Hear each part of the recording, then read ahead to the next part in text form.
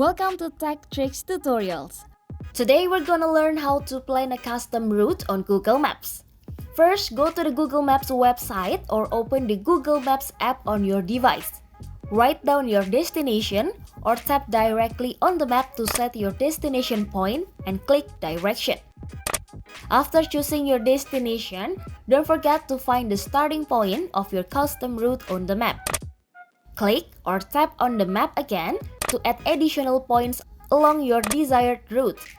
You can add as many points as needed to customize your route. If the route generated by Google Maps isn't exactly what you want, you can click and drag the route to adjust it.